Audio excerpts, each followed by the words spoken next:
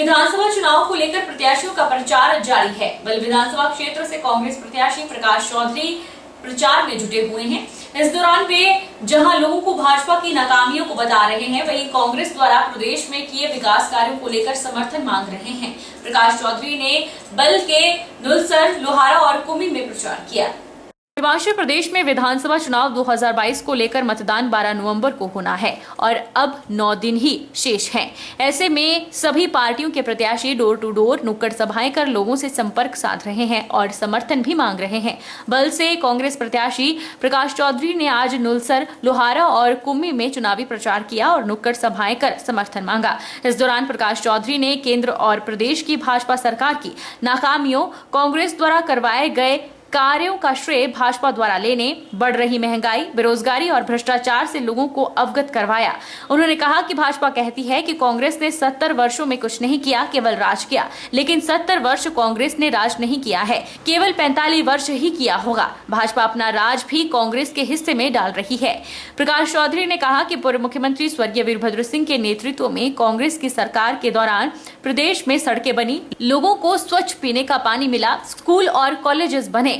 आज जहां भाजपा के राज में युवा बेरोजगार हैं, कांग्रेस के समय में युवाओं को भरपूर रोजगार दिया गया।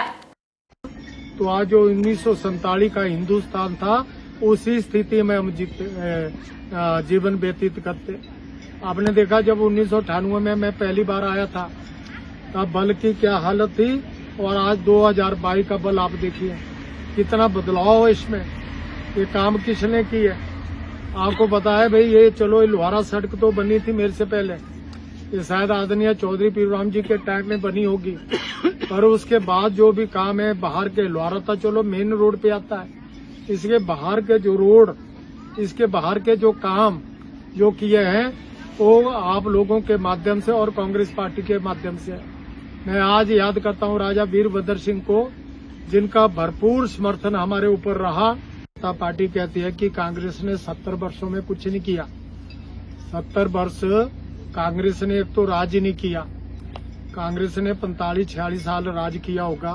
ये अपना राज भी कांग्रेस के हिस्से में डाल रहे हैं। इसलिए मोरारजी देसाई देखिए 2.5 साल रहे, अटल बिहारी वाजपेयी जी 6.5 साल प्रधानमंत्री रहे, उसके बाद नरेंद्र मोदी जी आपको पता है 8.5 साल प्रधानमंत्री हो गए। इसके साथ ही चरण सिंह है, बीपी सिंह है, चंद्रशेखर जी हैं, देवी गौड़ा जी हैं, आईके गुजराल, ऐसे प्रधानमंत्री बने जिनका सारा टेन्योर जो है वो इन्होंने सारा कांग्रेस के खाते में डाल दिया। विधानसभा चुनाव के निमित्त भारतीय जनता पार्टी के प्रदेश सह प्रभारी संजय टंडन ने दावा किया है कि भाजपा 2/3 बहुमत से सरकार बनाने की तरफ आगे बढ़ रही है और हिमाचल प्रदेश में भाजपा की सरकार फिर सत्तारूढ़ होने वाली है। भारतीय जनता पार्टी हिमाचल प्रदेश के विधानसभा चुनाव में जीत को लेकर कोई कसर नहीं रखना चाहती। इसलिए इन दिनों विधानसभा चुनाव को लेकर भाजपा का चुनावी प्रचार जोरों पर है। भाजपा के स्टार प्रचारक हिमाचल आकर प्रदेश की जनता को रिझाने में लगे हुए हैं।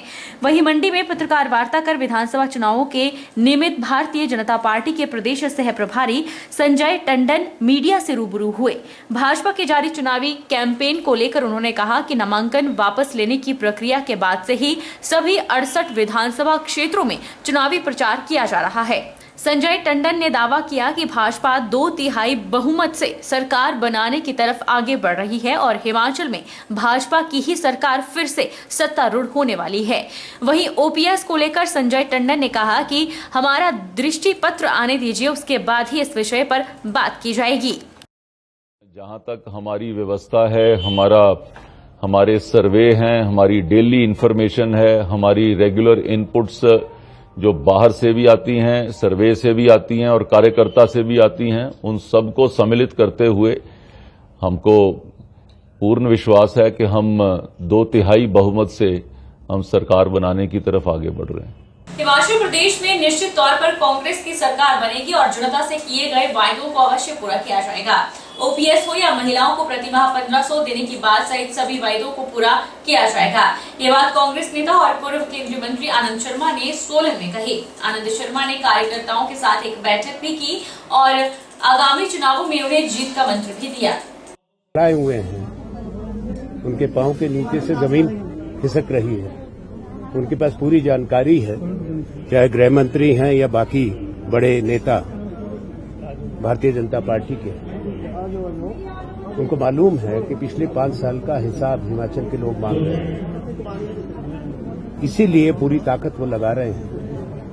उनके पास साधन है, उसकी कोई कमी ही नहीं है, प्रचार तंत्र है, कांग्रेस को जन समर्थन है। और ये चीज स्पष्ट है, इस बार परिवर्तन होगा, बदलाव होगा हिमाचल में, चाहे वो जितने मर्जी लोग आए। मुख्यमंत्री का चेहरा कौन होगा? कांग्रेस विधायक दल तय करेगा, बहुमत आएगा, तय कर लेंगे। आम आदमी पार्टी के प्रदेश सह प्रभारी कुलवंत सिंह ने भाजपा का दामन थाम लिया है। कुलवंत ने भाजपा प्रभारी अविनाश राय खन्ना और भाजपा प्रदेश अध्यक्ष सुरेश कश्यप की उपस्थिति में भाजपा की सदस्यता ली। कुलवंत ने कहा कि आम आदमी पार्टी की कथनी और करनी में फर्क है।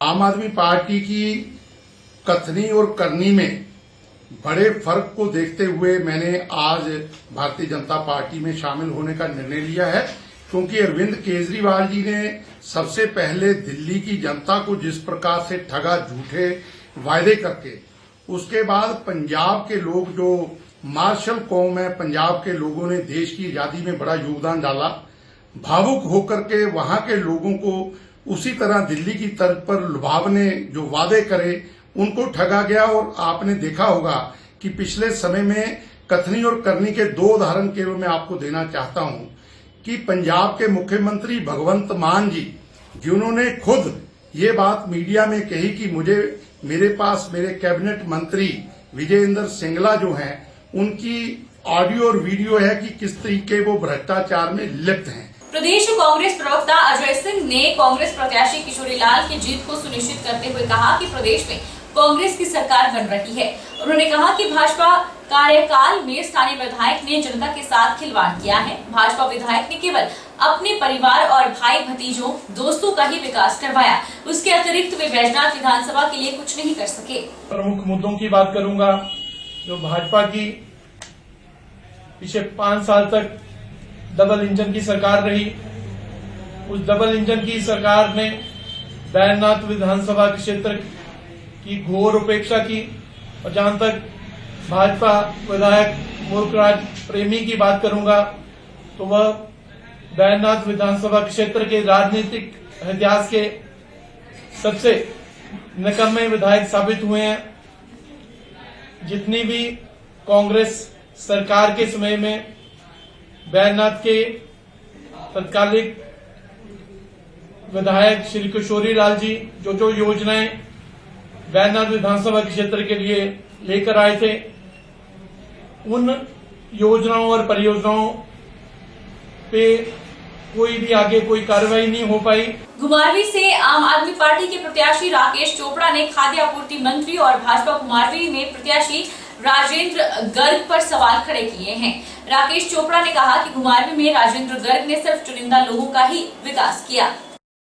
घुमारवी से आम आदमी पार्टी के प्रत्याशी राकेश चोपड़ा ने कहा कि मंत्री राजेंद्र गर्ग ने सिर्फ चुनिंदा लोगों का विकास करवाकर जनता के साथ बहुत बड़ा छल किया है। पिछले चुनावों में राजेंद्र गर्ग को विधायक बनाने में उनकी अहम भूमिका रही है, लेकिन जब बात विकास की होने लगी तो राजेंद्र गर्ग अपना मुंह मोड़ने लग गए। ऐसे में उन्होंने राजेंद्र गर्ग से दूरियां बनाते हुए न केवल विधायक से दूरियां बनाई बल्कि भाजपा के सभी पदों से भी इस्तीफा दे दिया। राकेश चोपड़ा ने कहा कि भाजपा ने उन्हें कई विभागों में चेयरमैन बनाने का भी ऑफर दिया, लेकिन उन्होंने सभी पदों से इस्तीफा देते हुए अपनों को भी ठुकराया और तीसरा विकल्प आम आदमी पार्टी को अपनाया। हमारे शिक्षा और स्वास्थ्य के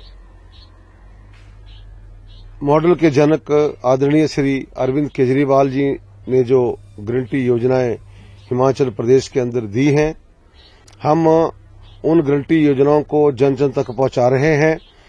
और उसमें शिक्षा के क्षेत्र में सुधार लाने की बात है, स्वास्थ्य के क्षेत्र में स्वास्थ्य सुविधाएं उपलब्ध करवाने की बात है, बेरोजगारों को बेरोजगारी भत्ता 3,000 रुपए के रूप में जो गारंटी दी है उसकी बात चल रही है। और उसके अलावा मेरी महिला बहन को सम्मान राशि के रूप में 1,000 रुपए दिया जाएगा और भ्रष्टाचार मुक्त शासन दिया जाएगा।